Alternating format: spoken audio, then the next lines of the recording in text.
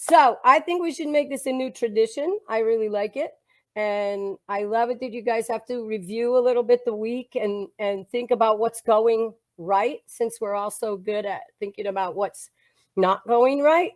So thank you, everybody, for that input, because it makes me excited that you guys are doing so well.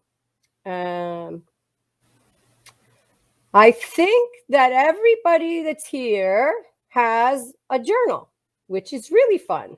I did take pictures, but and I'll put them up on the screen. But hopefully, you all have your journal with you.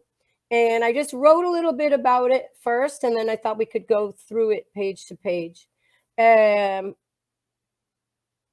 the first thing I want to do is say thank you, because this is like something that I've wanted to do for a long time, and it's really exciting for me, and I appreciate everybody being part of that journey that I'm taking with it, and answering my questions and giving me feedback about it, because that's really important for how we improve it, and what we all do together in this, because it's something that is a really a joint effort. It's for sure not something that I'm doing by myself. My girls here are helping me all the time with it, and I know everybody else that's here has been answering questions and helping me to improve this and bring it out.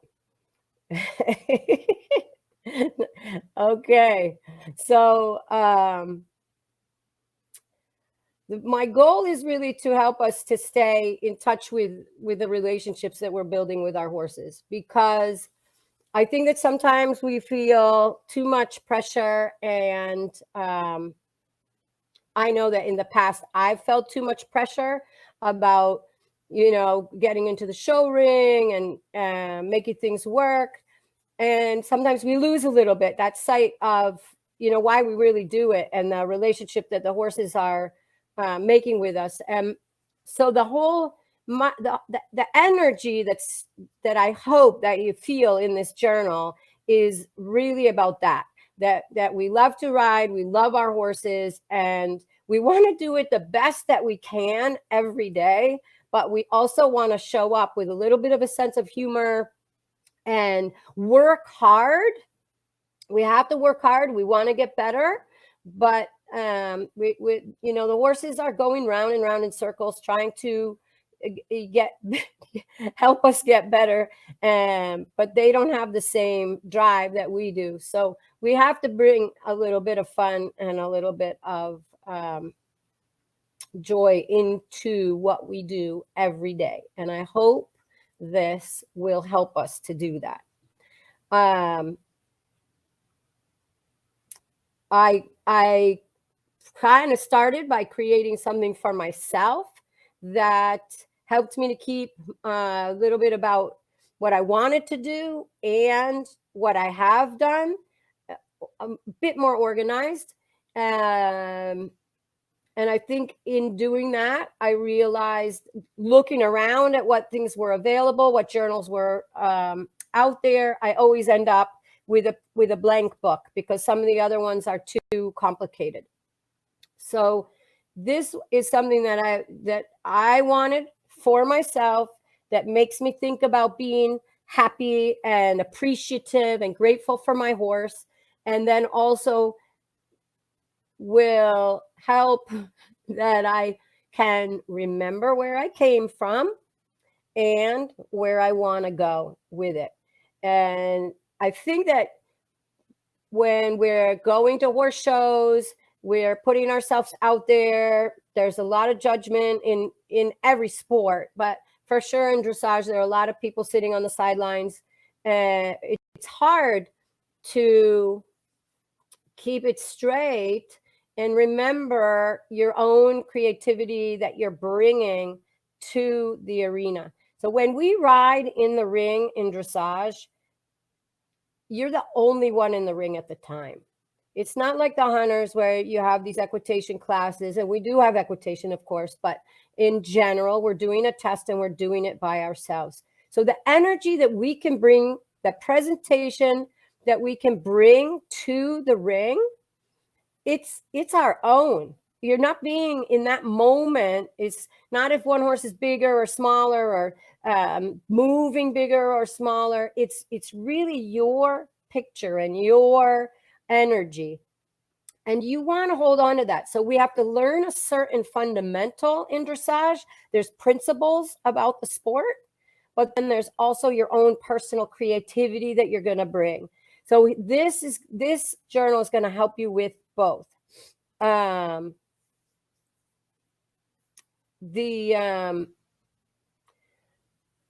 Andrea, random thought process. It's helpful, and I do not do it on time, so it becomes an afterthought. I would like to write down the next day's task step by step. It would be helpful to have a training plan day by day with exercises to remember and utilize. So when you journal, this can be part of your plan. You can use the calendar part for that, or you can use the journaling pages for that. Again, I think we need to do both things. You need to push yourself in certain areas to move forward and not get stagnant. So you need to have set goals ahead for the week and for the month, things that you want to get better. But then you also have to be a little bit flexible. And that's another place where journaling comes in. You can read back and you can start to see patterns. I have in the years had horses that when you're preparing for something or you're preparing to train something, they really responded to certain kind of riding in it better, and other riding not as well. So for instance, my little Glorious, he is much happier coming into collection and working on collected work after I've done a couple of really forward going days. Other horses, by the second forward going day, collection is out of their mind and they don't even remember how to get put back into a shape. But after, writing stuff down and starting to realize, and also when you ride several horses in a day, not just one, sometimes you need to put yourself in place for that horse. What does that horse need? And having a little place to write about that is also helpful. So I think that your idea to structure what you want to do ahead of time is a really good one. But I think you want to I want to work on my fitness this week, for instance. And so maybe a better part of each ride is going to be about fitness. And then other smaller parts of the ride will be on more collected work or more detail oriented work, more accuracy and these kind of things. I want to work on my, suppleness. My horse is really, hasn't been supple for a couple of weeks. I feel like it's getting a little bit worse. So, okay, this week we're going to focus on suppleness, and we're going to commit to focusing on suppleness, even when things get a little bit distracted or something else comes up. We want to say this is something that this is a main thing that's holding me back right now. It's a priority. And I'm going to try to stick with that. And I'm going to check in with my journal about what those priorities are so that I don't get distracted. I don't get off track. And it's a great place to put stuff like that down. But if we're kind of getting ahead, but one thing that I really want to bring up is when you are writing your goals and you're writing about what your week plan is or your month's plan is, you want to be in an energetic state. Energy is everything. So if you are a little bit down, a little bit disappointed or tired, that's not a time to sit down with your journal and make your month plan, because your month plan is going to reflect that. It's going to reflect that you don't feel confident. It's going to reflect that you don't really think you can do it. It's going to reflect that you feel tired and you're not sure that you can put that effort forward. If you are excited about you just came off an awesome lesson, or just you finished that test, Josie, and you're like, oh my God, I'm so excited. I just, I've got all this adrenaline. I'm going to go home. I want to put this down. You have that energy. You can create that state. If there's not an outside influence, you can create it by doing a little bit of exercise, so, a little jog, a little jumping jacks, a little whatever, and drinking water, and eat something a little bit healthy, and you can kind of create a positive state through those things. But also, it's always a good time when you've had a confidence boost, a good lesson, a good clinic, or coming off a horse show where things went. That's an awesome time to sit down and say, okay, I feel really good about it. I'm going to go forward now. I'm going to make these steps forward now. So creating a state, you can create it yourself, or you can ride on that excitement that you gained from challenging yourself and having success with it. When you write in your journal, you want to think of your best self. If I thought about the most I can do, if I thought about the best person I could be, the best rider, if I could just, my wildest dreams, what would I be doing and how would I be doing it? That's what needs to go in that journal. So you need to feel confident when you're writing in it. How does one create a daily plan when one is in a lesson program? Yeah, so we have a habit lately of talking a little bit about focus. What I usually come with a plan because I have an idea of what we need to accomplish. The big rocks, okay.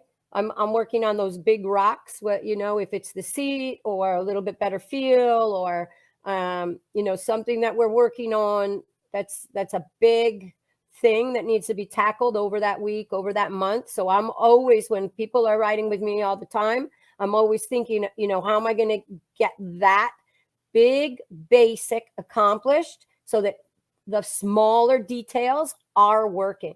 Oftentimes we think about the details too much when we're riding, and then it's too much. It's not working because there's a big rock that's out of whack. So as the instructor and the trainer, I'm thinking about the big rock, but I also invite my students to say, okay, today I really want to focus on such and such. Most often it will be formulated, the sentence will be formulated in a negative way. So the beginning of the lesson, Crystal, is usually figuring out, how do we talk about what you want to focus on today in a positive way? How do we reframe that into a positive sentence? So your trainer is going to have an idea of what they think is the most important thing for you. Hopefully, they're coming to the party with a plan. But you, as the student, can say, wow, okay, we're working on, I know that I need to work on this or that, or going more forward, or whatever it is, but I want to do that, and I want to do that and work on my seat. I want to do that and gain more feel in my legs, or I want to do that and keep my hands in the right place, or whatever it is. There's certain focuses that you guys are going to bring. I don't want you to be distracted with those things that you're focusing on while I'm trying to teach you something important. I think we can work together, but you have to know that if your instructor comes with a plan, that there's probably something bigger under it than you're feeling. Oftentimes the instructor is pushing you a little bit out of your comfort zone. and that can feel uncomfortable. But it's important that when, for instance, if the horse is not really motivated enough from your leg, everything else is going to feel difficult. So you've got to be careful that you don't say, well, I don't want to be, I really want to be focusing on sitting better, or, doing this better, or this detail. But my horse isn't listening to me. So your trainer is going to say, look, we got to get the horse on the aids first, and then we can worry a little bit about these details. So though I think that I encourage everybody to talk about what they're feeling and what's going on. I think it's important, but I also think you need, if you're riding with somebody that you respect, I think that conversation, you also have to hear from them what is the big rock that they're trying to take over and help you with, so that everything else is easier for you. And sometimes that's hard to give yourself into that. I know that from myself too. But as I start to understand it more as a trainer, then I can also try to open myself up to it in the moment more. Mr. Schumacher taught me this very well, because it's always true. When I give in and I give up and I just do what he says, then everything is easier, and then the detail that I was worried about works out anyway, right? So, but it's got to be a communication. I really do agree with that. So you have to feel comfortable and confident too, but try to pick the right timing, right? Talk on a break, let the moment of the training get pushed through, and then also another time for an awesome journaling entry is about that. I thought this was more important. We worked on that, and all of a sudden the thing that I thought was important got better.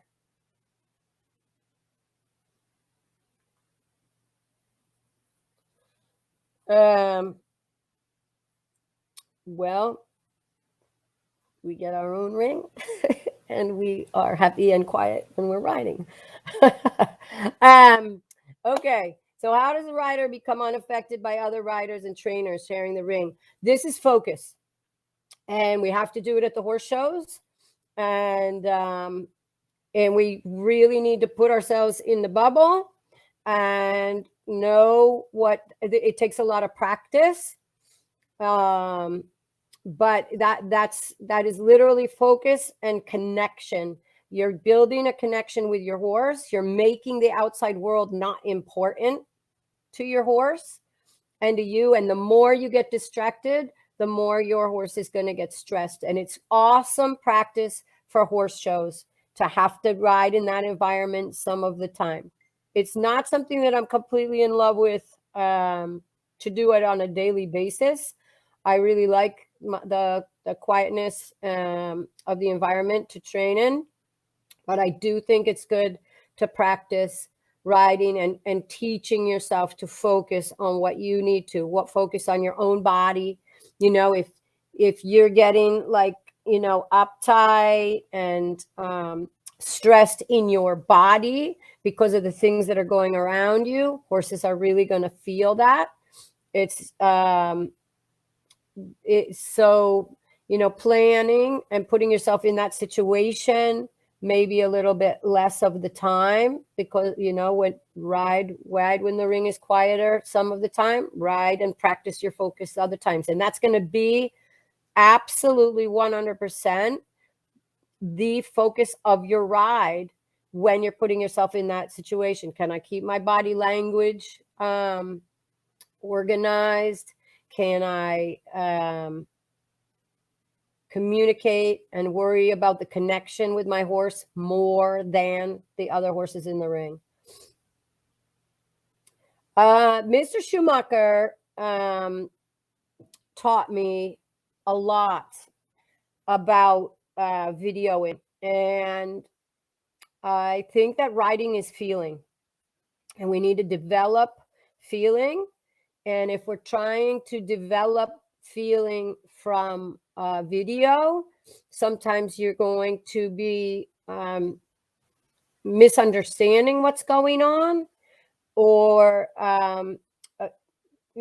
sometimes it's confusing what you see.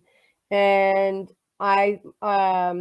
when Americans would go to Germany and ride with him, and I didn't have anybody to be videoing, and so we videoed very little, which is sometimes sad, but sometimes good.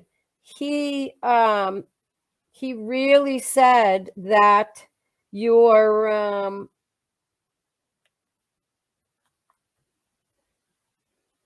not riding for your feeling when you're thinking that about being videoed, and when you're just reviewing the videos. Americans, everybody went over there. They always had somebody videoing. They were always watching. They were always taking it to him and saying, you said this, and I see this, and this isn't what you said. And sometimes to get from where you are to where you need to be, things are not going to be perfect in the middle. And if you keep fighting back for a certain picture, and you keep fighting back to make everything perfect, you're not going to get that feeling. So in our webinars, we've talked about developing the seat, and how do we develop. It's totally true. Focus goes, energy flows. Where your focus goes, your energy flows. When you're developing your seat, when we first start riding, you falling off. You don't want to fall off. That's the most important thing, is not falling off. And so our legs and our seat are gripping in a certain way because we don't trust the movement of the horse. We don't know what it is, where we ride in a certain way. As you develop over the months, over the years, you start to realize gravity is going to keep you. You can positively anticipate the movement, the way that the horse is going to go. You start to tune in. In this way, looking in a mirror sometimes is very helpful, because you should not be looking at yourself in the mirror. Every once in a while, am I sitting up? Yeah, that's fine. Is my leg here or there? Okay. But what do I look at when I'm looking in the mirror? I'm looking at the feet. Where are the horse's feet? What does it feel like? That's how I taught myself. What does it feel like when the horse's foot is there? When the horse's foot is there, what does my butt feel like? What does the leg feel like? That's when I want to know, what does that piaffe feel like? Is the neck good enough? Does it look deep enough? Does it feels good? What does it look like? I have to do stuff like that. And so I want you, this looking in a mirror, have a certain reason. Develop your feeling for what you see in the mirror. Is this here or there? Is that there or there? Is that, these kind of things. And then develop your seat. You're not going to look, you can't put everything together in 5 seconds. It's not going to happen. So once you start to realize that you can anticipate the way the horse moves, your seat can be kept in the saddle with gravity, you're going to lose a little bit the legs while you develop your butt, while you develop your swing, while you develop your core. Your legs aren't going to do what they used to do when they were gripping. But if you're worried about what that looks like because you're watching these stupid videos all the time, then you're always going to go back to gripping, and you're never going to get a seat, ever. Because every time you see yourself looking a little bit out of whack, or you're watching the video and you're thinking your legs are bouncing or whatever, you're not going to commit to developing your seat. You have to let the legs go. You have to have a little bit of disorganization with your body while you develop your seat. It's a fact of life. There is a way to develop the seat, one step by one step by one step by one step. And it goes that way. And if you don't commit to it, You're always going to be gripping. You're not going to have the right feel. You're not going to be able to feel what's going on underneath you. And this is very, very imperative in the future. You can get away with it. First level, second level, third level. You can even do pre-St. George like that. But you really, we want to develop riders, and we want to develop people that are trying to partner with their horse, that are trying to bring out that natural ability in their horse. And that's not going to come from always just worrying, what do I look like on the video? Okay. Now, I watch videos and I'm very interested in the mechanics and the way the horse moves and these kind of things. And of course, you can check in now and then, but don't let your feeling and get somebody to teach you feeling. It's important that we develop the correct feeling. And so the journal can be like a mirror, an hour later, a week later, to remember the time when it felt great and when it happened to create that feeling is great. And what did we do to get there? You know, a little bit about, you know, it's interesting how we can build confidence about certain rides that, you know, one of the ways that I build confidence for myself that I can do a test is to go out, warm up, do a little bit this and that, and go through my test. And I have to ride then, right? Because I didn't do every movement 10 times. I didn't, sometimes I won't even, you know, make but just a couple flying changes. I might collect the canter, but not do a pirouette. And this gives me confidence to know that I can go through movement after movement after movement after movement after not stressing my horse out and repeating everything over and over again.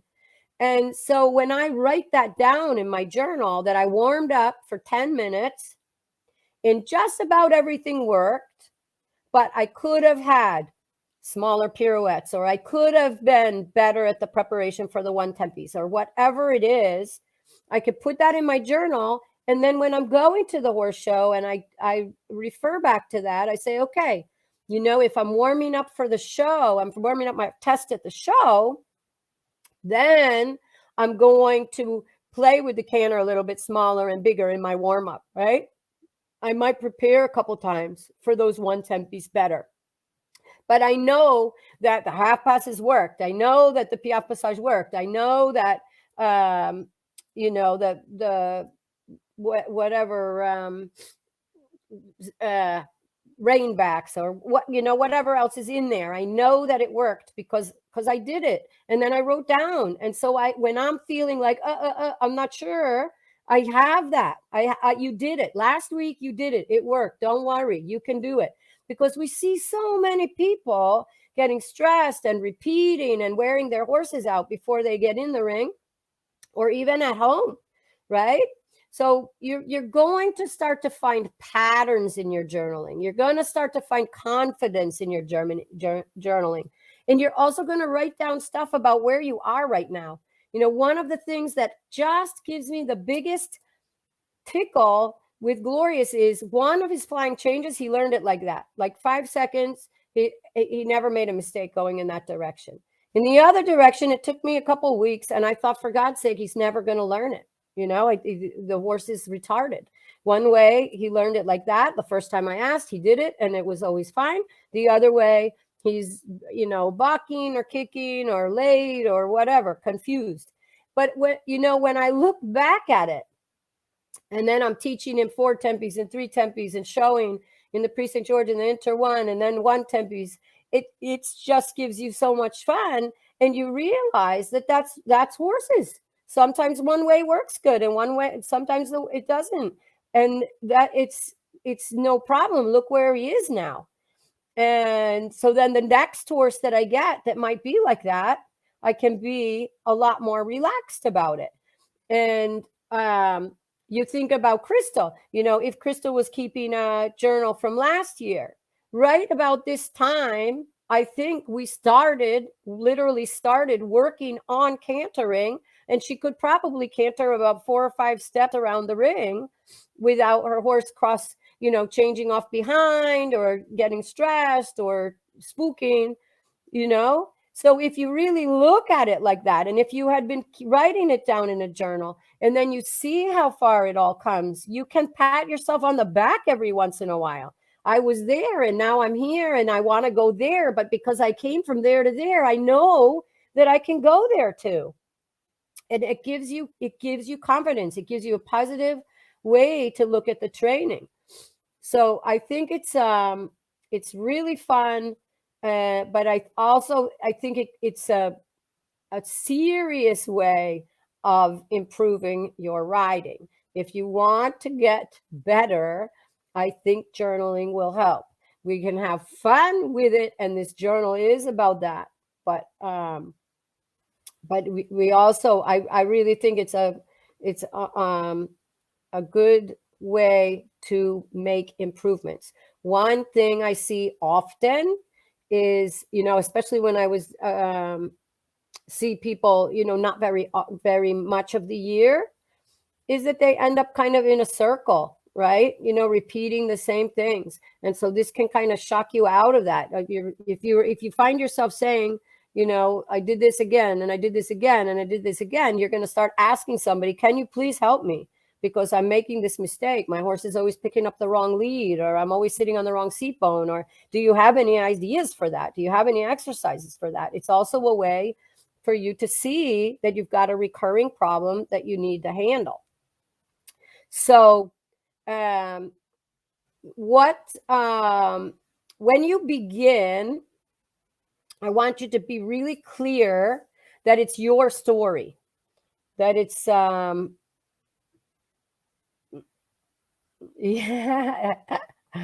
yeah, but I think the more you allow yourself to ask your horse for stuff and feel what's going on and find out that things are working, then the more that will dissipate 100%. It's so much better. I think that the perspective is everything. And so maybe somebody, this is exactly what I'm talking about. This is your story. Do you see it written on the screen? No one else's story. It is yours. So somebody on the sidelines or your trainer or whatever could be saying stuff. Okay.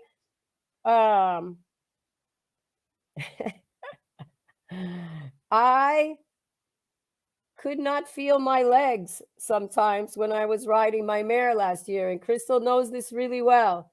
Bye, Josie. Thank you for coming. That it wasn't good, So when a trainer is helping me, or somebody from the sidelines is talking about stuff, or this needs to change, or that needs to change, or this needs to be better, or whatever, I know on the inside, all those things do need to get better. But I know from myself, my self-awareness, that I need to work on this. And I need to work on it independent of my riding and when I'm riding. And I need to tackle that.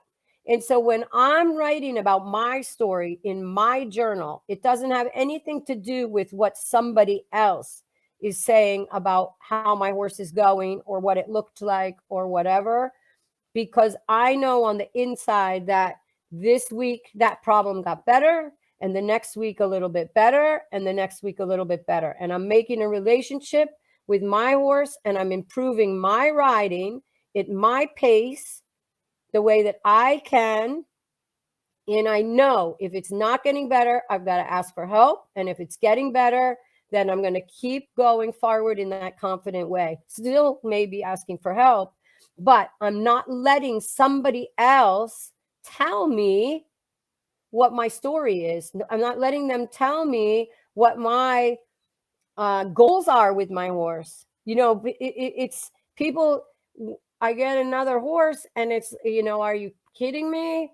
You don't give up. You're getting old. Are you sure you want to work that hard? You know, if I listen to these kind of things, it gets you a little bit down, right?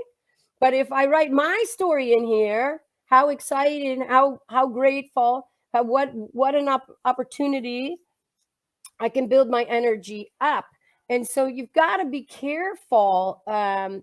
What your perspective of is your ride, it might be different. 6 months from now, what you would think of a ride that you have today, it might be different. You might think that's not as good as I wanted it to be. But it is what it is today. And the only way we're going to get better is to start where we are. And when we start where we are, we're going to write in this stupid thing about how we are now and where we want to go. And that's what these first pages are for. Okay. So we have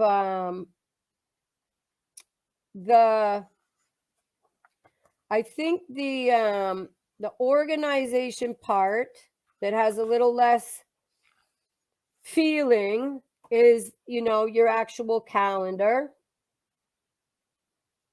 Let me see here.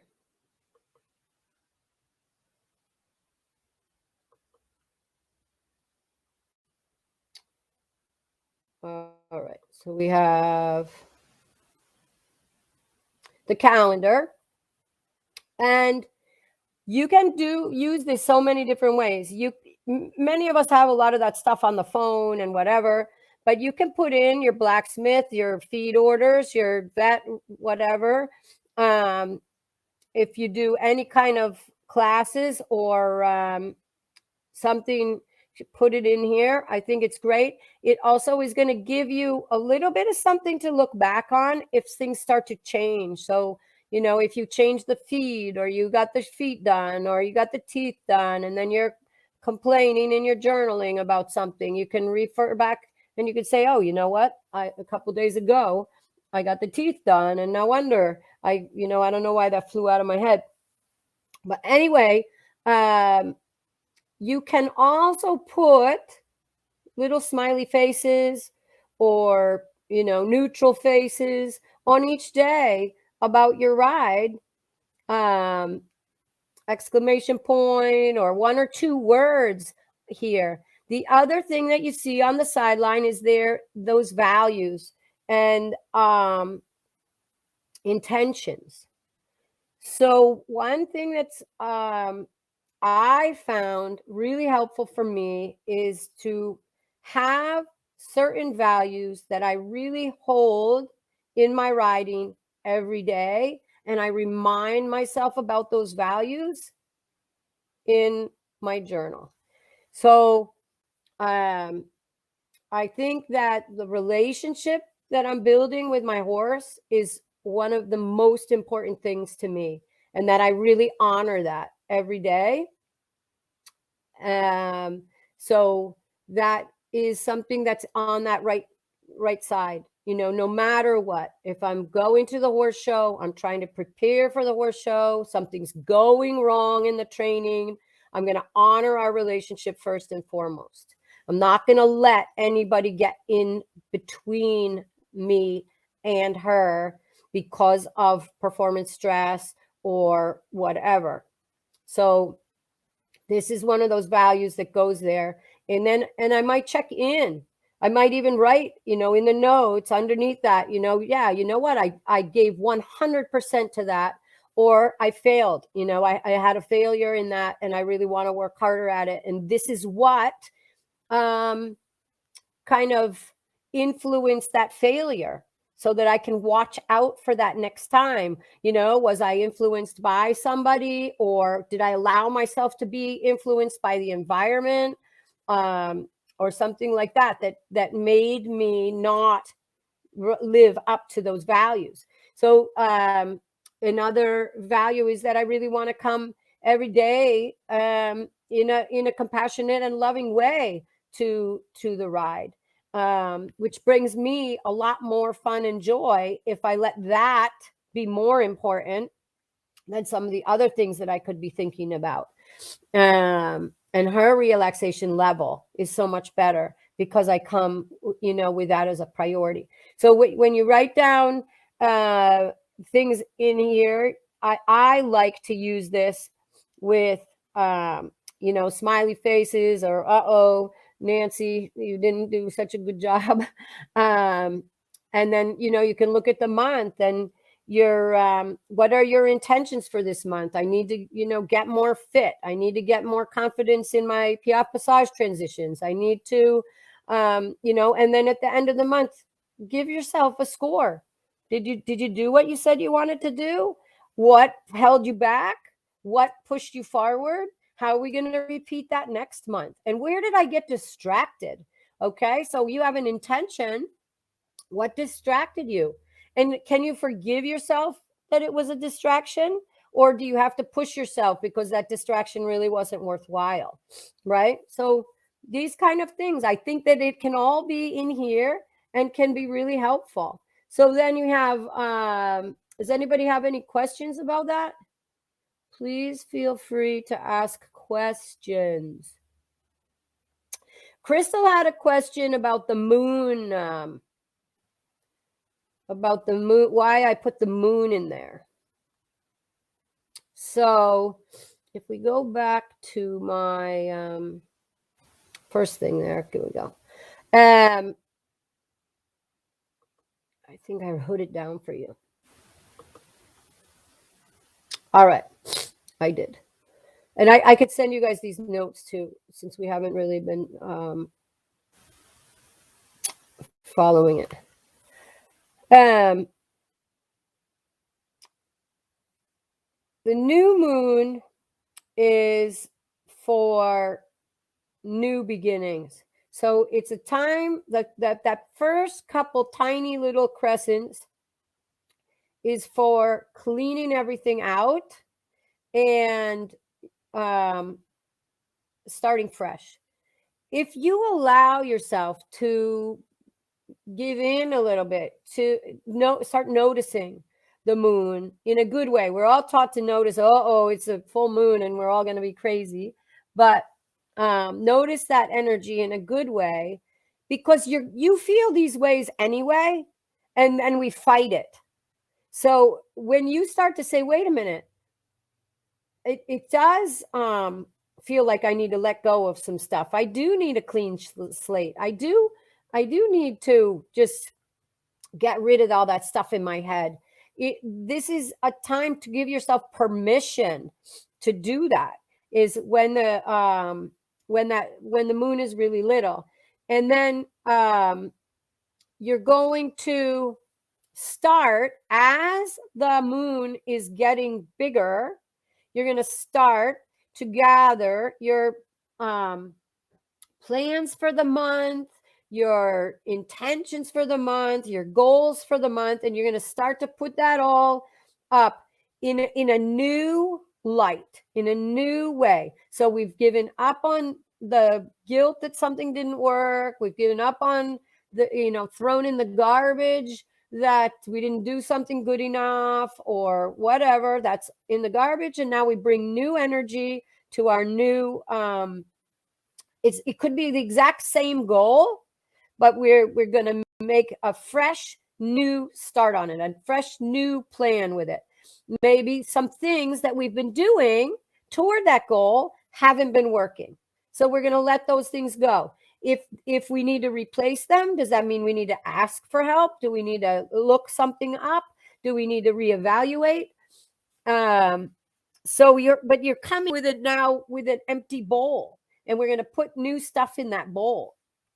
And then as it gets a little bit bigger, we need to start to take action on those new tactics that we have been thinking about, mulling around, writing down in our journal, and now we need to put that into motion. We need to start to take action on it. I said I was going to do it. I'm actually going to do it. Okay? And then you are going to build momentum, and you're going to feel like, hey, wait a minute, this is feeling pretty good. I'm rolling along. Things are getting better. And then the full moon is like, wow, it really, it worked. I feel good about it. The A lot of that energy that I put toward this was really working out. So we are harvesting our intentions, and we're building clarity that what we want is really possible, and we're actually doing it. So you're you can also notice what has worked, while you're building up toward the full moon, and what really speaks to you about your goals. What part of it are you really enjoying? Is it really um, what you thought it was going to be? And then we're um, we're hoping that it it really is what you thought it was going to be. You're living in on the right path, and you're nurturing that riding in a really good way. So as you're interpreting your intentions, you're harvesting all that work that you've done. You're feeling like you're accomplished. This is a natural thing. It once you start now being aware of it, you're going to find out that it really just happens anyway, and you don't want to fight it. When you go with it, there's ebb and flow. There's summer and there's winter. So this is a shortened version of that.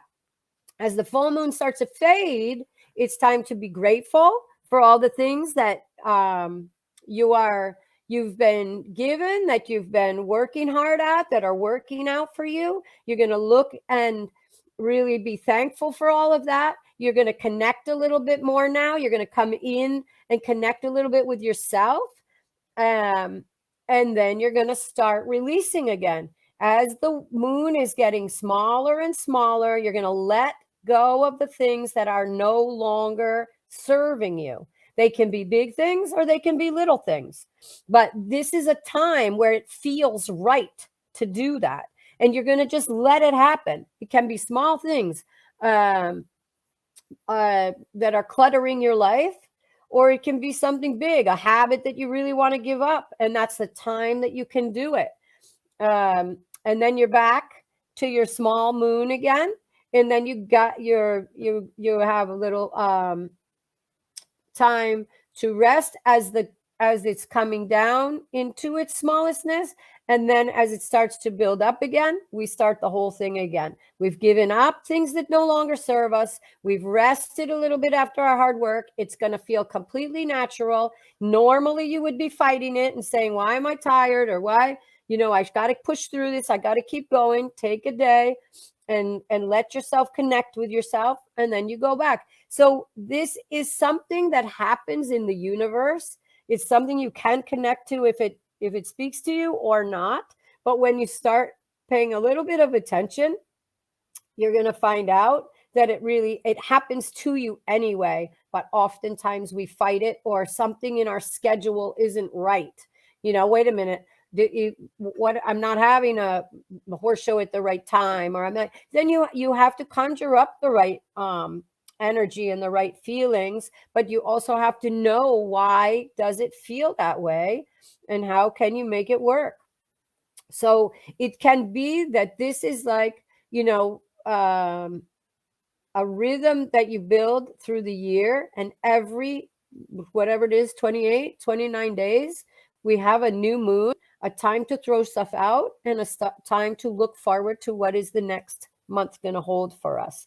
And this is also good because time will not, fly by you as much when you have a little bit of that awareness. Anybody have any questions about that?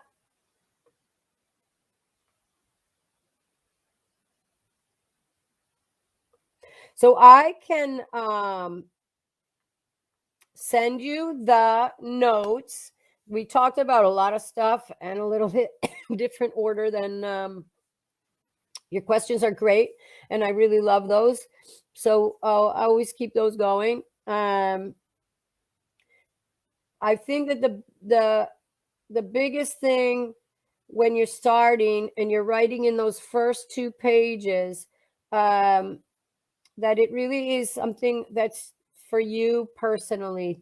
Let yourself dream about what you want to do. Let it be bigger than you feel comfortable with. And the back of the book, I made this up, but there's smart goals, and everybody sees those everywhere. But I made it a little bit different. So when you're writing that, your first story, you can, good night, you can read that a little bit, and the scary and the meaningful and the actionable and the rewarding and the team. And it's a little bit different than the other smart goal, especially the scary part. But I think it's important always to make goals that are really stretching yourself just a little bit, because it's going to make you get up in the morning. It's going to make you put a little bit of energy into what you're doing, and you can do it. You can do it. Anything that you put your mind to, and you put some energy into, it's going to work. It might not happen all at once. It might not happen in two days, but just keep making another step and another step and another step in that direction. So let yourself dream big, and then jot stuff down. You don't have to only use those pages. You can use extra pages, or you can write some things down first on another page and then put them in your book, the way that, let yourself mull it over for a couple days. So I hope that you have a lot of fun with this. If anybody has any questions, hey, Olivia, I didn't see you there before. So fun. Does anybody have any questions? Yvonne, I think, did you get yours? I don't know if you got one. I sent it, right? I can't remember. Oh, the mailing. All right, you guys. If nobody has any questions, I will say good night. But thank you so much for coming. I hope you have fun with it. I really, really hope. And I want to know. Oh, good. I'm glad to hear that. Just have fun. Have fun, Linda. It's it doesn't have to be perfect. It just has to be fun. That's the point.